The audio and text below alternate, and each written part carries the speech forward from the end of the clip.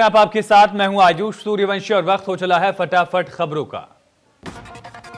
दिल्ली की सीमाओं पर किसानों का विरोध प्रदर्शन जारी है। किसान संगठनों की मांग है कि सरकार से बातचीत तभी मुमकिन होगी जब कृषि कानूनों को रद्द करें। किसान संगठनों ने ऐलान किया दिल्ली बॉर्डर पर 14 दिसंबर को अनशन करेंगे। सिंगू बॉर्डर पर आयोजित प्रेस कॉन्फ्रेंस में किसान नेताओं ने बताया कि अपने आंदोलन को लेकर उनके नेताओं की बैठक हुई। फैसला किया गया कि किसान सिंघू, टिकरी, पलवल, गाजीपुर समेत सभी नाकों पर अनशन पर बैठेंगे। किसान नेता गुरनाम सिंह चंडोनी ने कहा किसान सोमवार को 8 से शाम 5 बजे तक एक दिवसीय अनशन पर रहेंगे। धरना सभी जिला मुख्यालयों पर भी आयोजित किया जाएगा। किसान नेता राकेश टिकैत ने कहा कि हमें नजर रखने की जरूरत है ताकि कोई गलत तत्व हमारे बीच न हो। हमारे सभी युवाओं को सतर्क रहने की जरूरत। अगर सरकार बात करना चाहती है तो हम एक समिति गठित करेंगे और आगे का निर्णय लेंगे। दिल्ली के मुख्यमंत्री अरविंद केजरीवाल ने कहा कि वो किसानों के समर्थन में सोमवार को एक दिन का उपवास रखेंगे। उन्होंने लोगों से भी उपवास रखने की अपील की। केजरीवाल ने कहा देश के कई खिलाड़ियों ने किसानों का समर्थन किया। क्या वो एंटी नेशनल हैं? क्या देश के वकील व्यापारी एंटी नेशनल हैं? अन्ना हजारे के आंदोलन के दौरान कांग्रेस की सरकार बदनाम करती थी, ठीक उसी तरह बीजेपी बदनाम कर रही है किसान आंदोलन को। किसानों के आंदोलन के समर्थन में सपा के सभी कार्यकर्ता पदाधिकारी 14 को देंगे शांतिपूर्वक धरना। सपा के राष्ट्रीय अध्यक्ष अखिलेश यादव के निर्देश पर होगा धरना। बाराबंकी में भाजपा के केंद्रीय मंत्री से लेकर आम कार्यकर्ता ने किसान आंदोलन को देश विरोधी ताकतों द्वारा हाईजैक किए जाने की बात कही।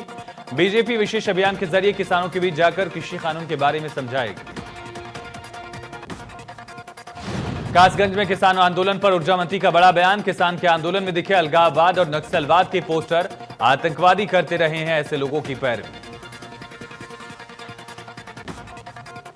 किसानों के मुद्दे पर महाराष्ट्र के मुख्यमंत्री उद्धव ठाकरे ने बीजेपी पर हमला बोलते हुए कहा किसान ऐसे सर्द मौसम में दिन रात बिता रहे हैं, सड़क पर सो रहे हैं। बीजेपी के नेताओं को मिलकर तय करना चाहिए कि वो कौन से किसान हैं जो वामपंथी हैं, पाकिस्तानी हैं या वो चीन से आए। उद्धव ठाकरे ने कहा बीजेपी हमारे किसानों के साथ अन्याय कर रही है, उन्हें राष्ट्र विरोधी बताती है जो हमारी संस्कृति नहीं है। ठाकरे ने कहा किसानों से बात करने की बजाय बीजेपी उन्हें पाकिस्तानी राष्ट्र विरोधी कह रही है। वही बीजेपी है जो पाकिस्तान से चीनी और प्याज ला रही है, तो क्या अब वो पाकिस्तान से किसान भी लाएंगे? मेरठ में सीएम योगी ने कृषि विश्वविद्यालय में सेंट्रल लाइब्रेरी का लोकार्पण किया। सीएम योगी ने कृषि प्रदर्शनी का उद्घाटन और विभिन्न परियोजनाओं का शिलान्यास भी किया।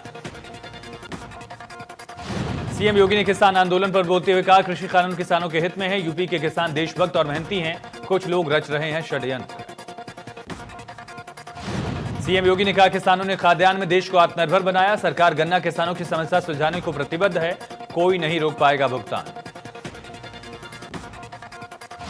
सीएम योगी ने कहा किसानों को राम राम, अपराधियों का राम नाम सत्य। किसी को भी बहन बेटियों की सुरक्षा के साथ खिलवाड़ करने की छूट नहीं।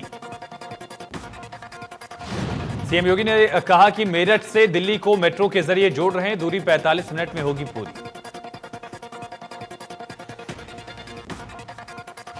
बीजेपी अध्यक्ष जेपी नड्डा कोरोना पॉजिटिव पाए गए, ट्वीट करके जानकारी दी। संपर्क में आए लोगों से टेस्ट करवाने की अपील।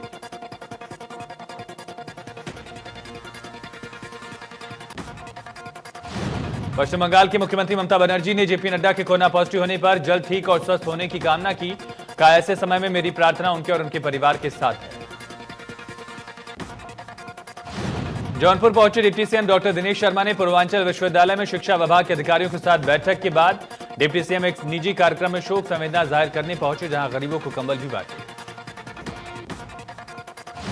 संसद भवन हमले की 19वीं बरसी पर पीएम मोदी ने शहीदों को याद किया। कहा अपनी संसद पर कायरतापूर्ण हमले को कभी नहीं भूलेंगे, जवानों की वीरता और बलिदान को नमन।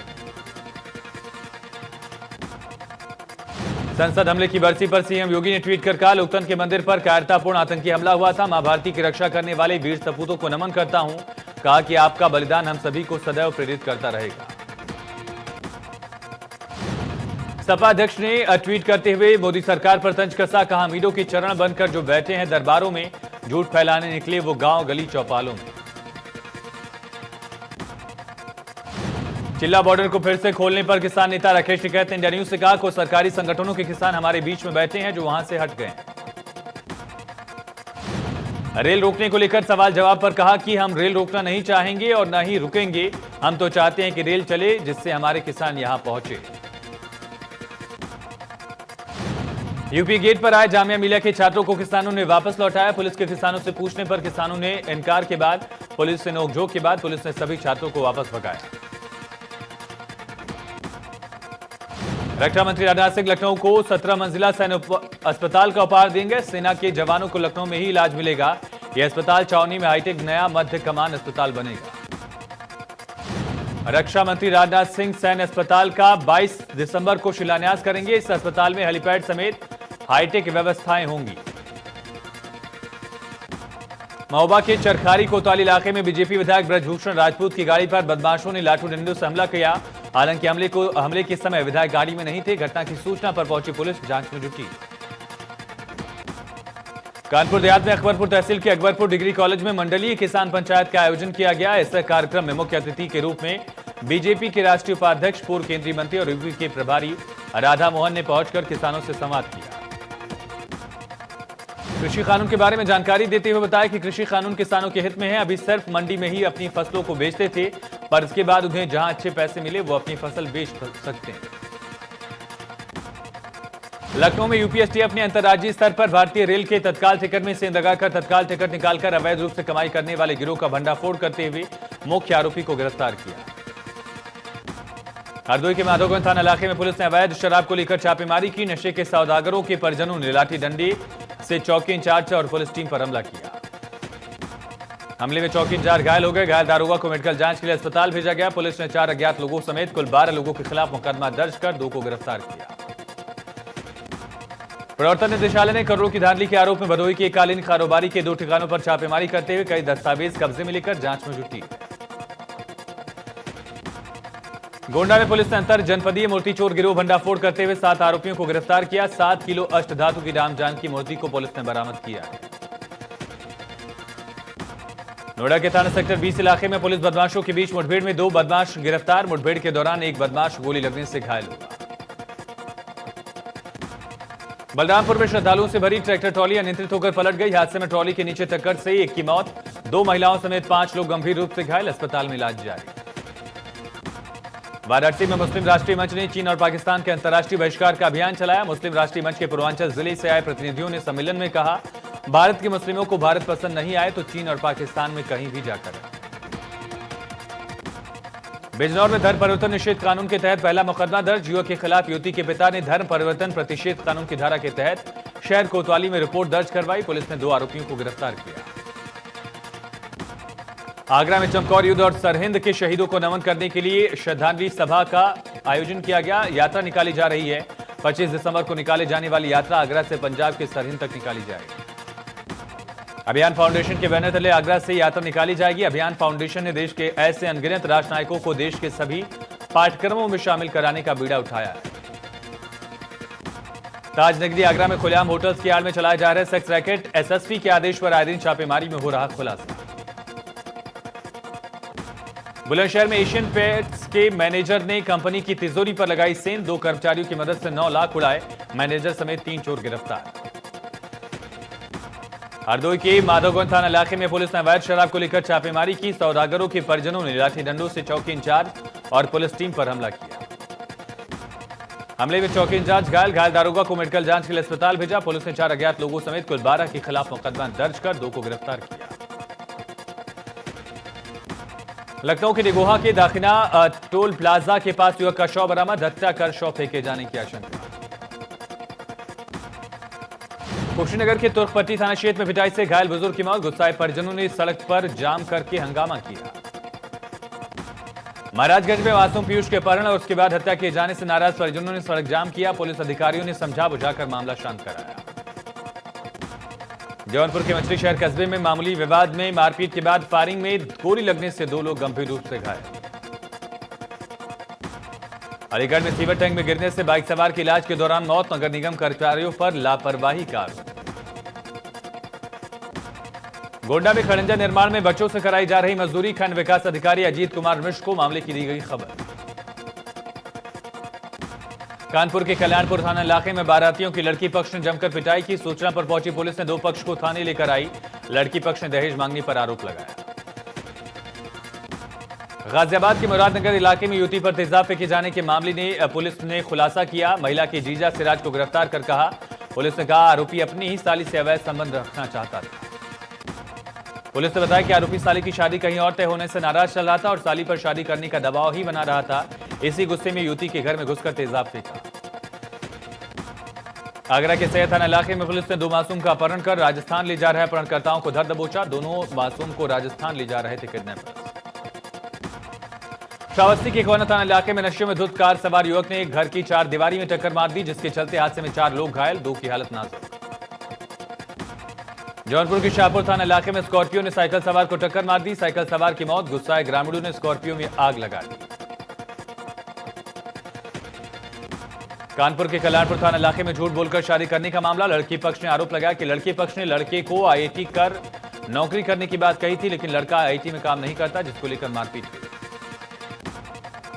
लड़की पक्ष ने आरोप लगाते हुए कहा कि लड़के की तरफ से अतिरिक्त दहेज की मांग की जा रही थी, जिसको लेकर लड़ाई हुई। वहीं दोनों पक्ष शादी समारोह में इसके बाद थाने पहुंचे। लखनऊ के हुसैनगंज डायमंड अपार्टमेंट में व्यापारी संजय गुप्ता के घर में बदमाश घुसे। घर में बैठकर शराब पी रहे थे। इस मामले में पुलिस कमिश्नर डीके ठाकुर ने संज्ञान लेते हुए फरार बदमाश को पकड़ने का आदेश दिया। महाराजगंज में 7 साल के मासूम का शव मिलने से हड़कंप। नाराज परिजनों ने हाईवे जाम कर दिया। पुलिस प्रशासन पर लापरवाही का आरोप लगाया। जांच में पता चला कि मृतक का नाबालिग चाचा ही कातिल है। लखनऊ के मलिहाबाद नगर पंचायत में बढ़ते ठंड से लोग परेशान, लेकिन उनके लिए अलाव की व्यवस्था नहीं की गई। इंडिया न्यूज ने जब खबर दिखाया तब जाकर सो रहे प्रशासन की नींद खुली और नगर पंचायत में 15 जगह पर अलाव की व्यवस्था की गई। प्रदेश सरकार लगातार दावे कर रही कि ठंड में कोई भी बेसहारा बाहर ठंड में न सोए, लेकिन बुलंदशहर के नगर पालिका सैन्य स्थित रेन बसेरे पर लगातार ताला लगा रहता है रात में। एडीएम रविंद्र कुमार ने मामले को संज्ञान में लेते हुए कहा कि अधिकारियों को सख्त निर्देश दिए गए हैं कि अगर कोई लापरवाही अधिकारी बरतता है तो उसके खिलाफ वैधानिक कार्रवाई की जाएगी। कानपुर देहात के बिल्हौर कोतवाली इलाके में युवक का शव मिला, जिसकी हत्या की गई थी। सीमा विवाद में उलझी रही पुलिस। मेरठ पुलिस ने 3 क्विंटल चरस के साथ 4 तस्कर को गिरफ्तार किया गया। जब्त किए गए चरस की कीमत 5 करोड़। पूछताछ में खुलासा हुआ कि चरस ओडिशा से लाई गई थी। भदोही के कोडराना के इलाके में धारदार हथियार से अधेड़ की गला रेत कर हत्या। सूचना पर पहुंची पुलिस ने जांच शुरू की। अंदेशा जताया जा रहा है कि पारिवारिक विवाद के चलते हत्या की गई। बलिया के रसला थाना इलाके में उच्चतर प्राथमिक स्कूल के सहायक शिक्षक तेज प्रताप सिंह के निलंबन मामले में नया मोड़। एक तरफ जहां शिक्षा मंत्री की तरफ से आए शिकायती पत्र की जांच कराकर बीएससी ने सहायक अध्यापक को निलंबित कर दिया। अब रचनाखंड शिक्षा अधिकारी को तेज प्रताप सिंह के खिलाफ एफआईआर दर्ज कराने का आदेश भी जारी किया गया है। जौनपुर के शाहगंज कोतवाली इलाके में तेज रफ्तार ट्रेलर ने मारी टक्कर। हादसे में 2 की मौत। पुलिस ने ट्रेलर ड्राइवर को हिरासत में लिया। गुस्साए ग्रामीणों ने आजमगढ़ मार्ग को जाम किया।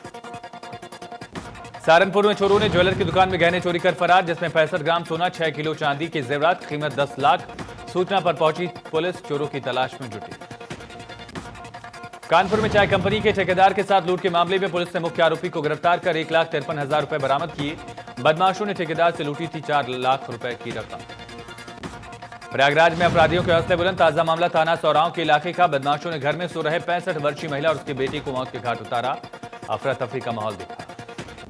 पुलिस ने शव को कब्जे में लेकर पोस्टमार्टम के लिए भेजा। हत्या किस कारण से हुई है फिलहाल इसका अभी तक पता नहीं चला। पुलिस तफ्तीश कर रही है। संसद पर हमले की 19वीं बरसी। असेंबली में गाजियाबाद के टीला गांव के रहने वाले देशराज मावी भी आतंकियों की गोलियों से शहीद हुए थे। हर साल देशराज मावी को श्रद्धांजलि दी जाती है। उनका परिवार उन्हें याद करता है। गांव में शहीद देशराज मावी को श्रद्धांजलि देने के लिए हवन पूजन अर्चन का आयोजन किया गया। शहीद देशराज मावी के बेटे देवेंद्र मावी का कहना है अब तक स्मारक तक पहुंचने के लिए सरकार ने गांव में कोई पक्का रास्ता नहीं बनवाया। देहरादून में कैबिनेट मंत्री मदन कौशिक ने कृषि कानूनों को लेकर बीजेपी प्रदेश मुख्यालय में प्रेस कॉन्फ्रेंस की।